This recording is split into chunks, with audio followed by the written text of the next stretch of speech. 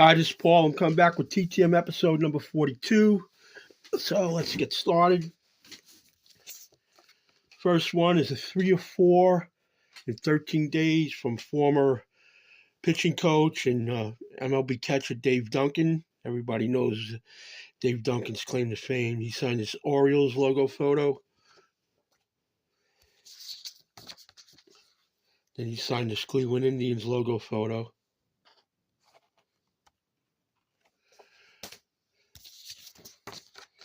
And he signed the Oakland A's logo photo.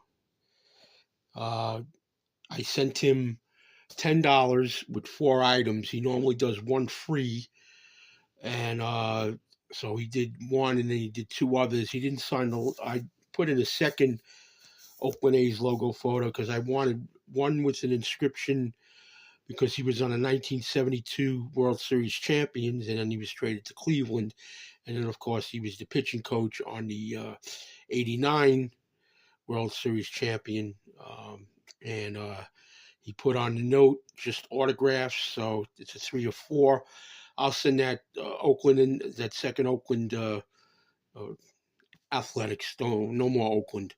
I'll just send that out with Battle of the Teams with somebody that played for the White Sox and Oakland. So moving on, the next one is a 2 or 2 in 9 days from Butch Weiniger. He signed the Twins logo photo. And he signed the Yankees logo photo. Butch Weiniger caught Dave Righetti's no-hitter on July 4th, 1983, when Dave Righetti was a starter with the Yankees. He pitched a no-hitter on July 4th, 1983, and that was July 4th is George Steinbrenner's birthday, the late George Steinbrenner. So the next one is a 2 or 2 in 9 days from Zane Smith. He signed the Braves logo photo. And he signed the Pirates logo photo. Next one is a 5 of 5 in 10 days from Buzz Capra.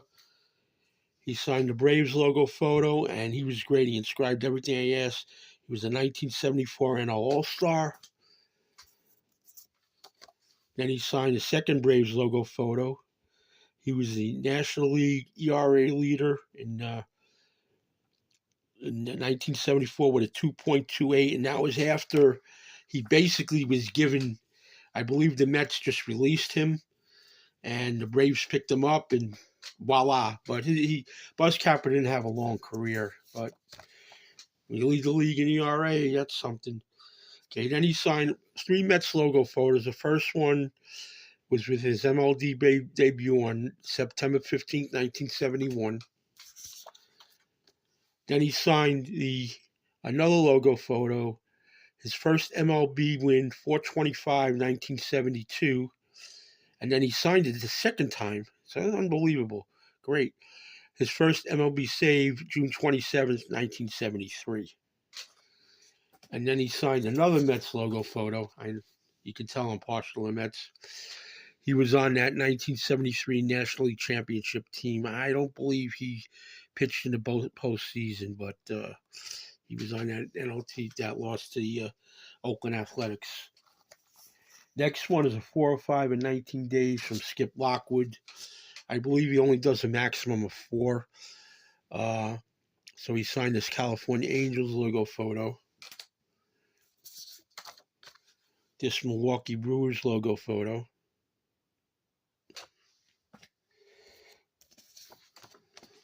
The Mets logo photo. He was a pretty good closer for the Mets for a couple years in the 70s when they weren't very good.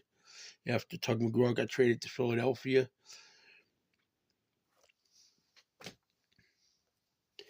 And then he signed the A's logo photo. Now, he was not with the A's in Oakland.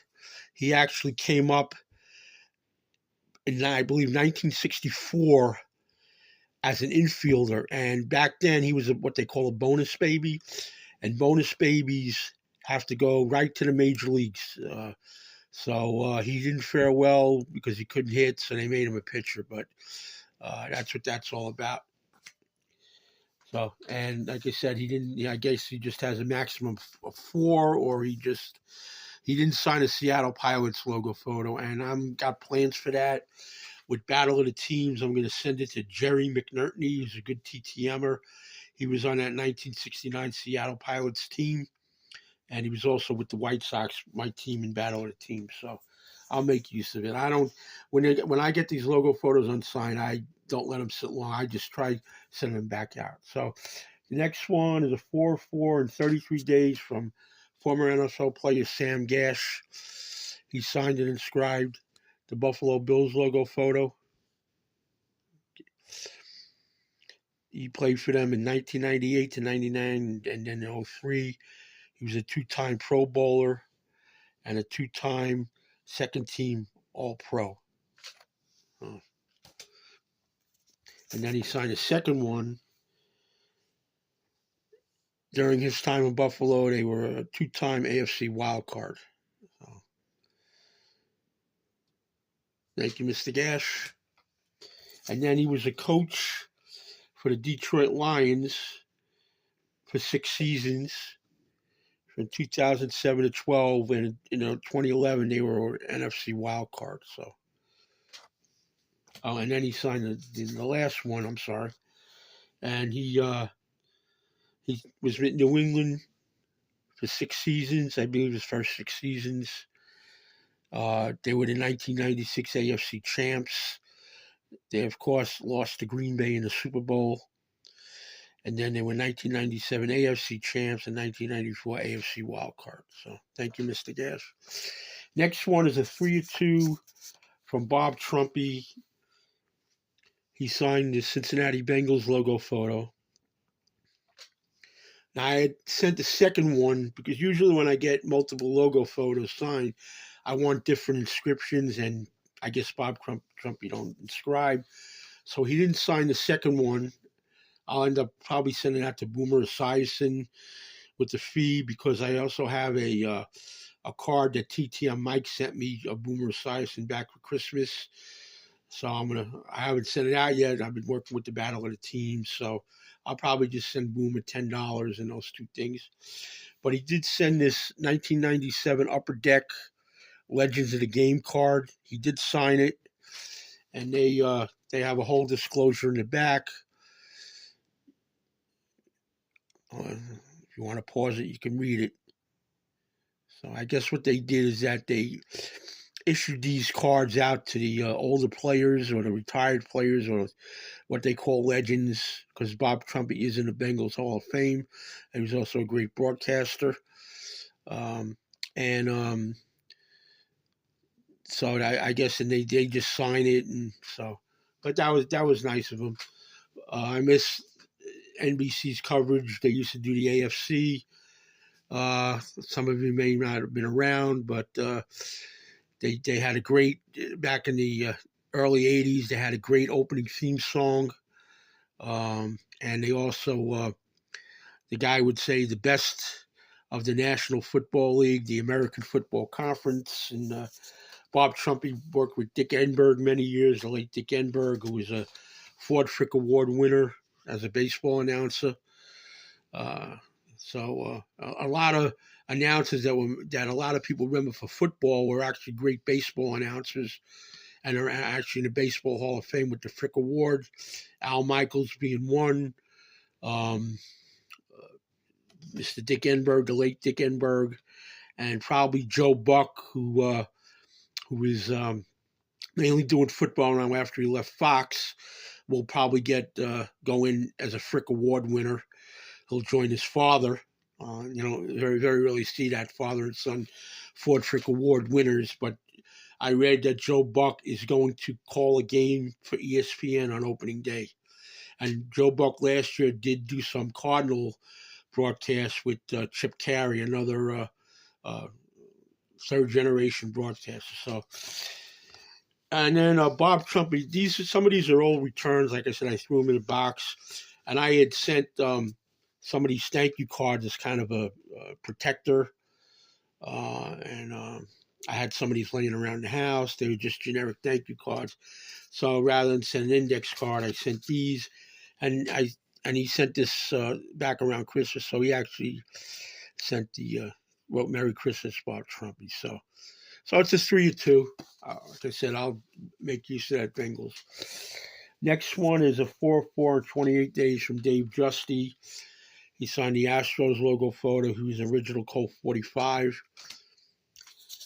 Then he signed 2 Pittsburgh Pirates logo photos, 1 and 2. And the reason why there's 2, because I wanted him to describe 1970, and shout out to Math Bowler. I had wanted him to describe 1971 World Series champs. And then I believe he was the Rolaids Relief Pitcher of the Year in 72, but he didn't inscribe, so oh well. And then he signed the Cardinals logo photo. He was with the Cardinals before he was with the Pirates. And like I said, I could tell, like always, they put it back in the envelope before it dries, but that's all right. And then I got Billy Sims on a Lions logo photo, and I got 3 of them all inscribed with 80 Rookie of the Year. And I had asked for different inscriptions, but he chose just to inscribe 3 with the same inscription. Oh well, what are you going to do? But it's Billy Sims. He's a great TTMer.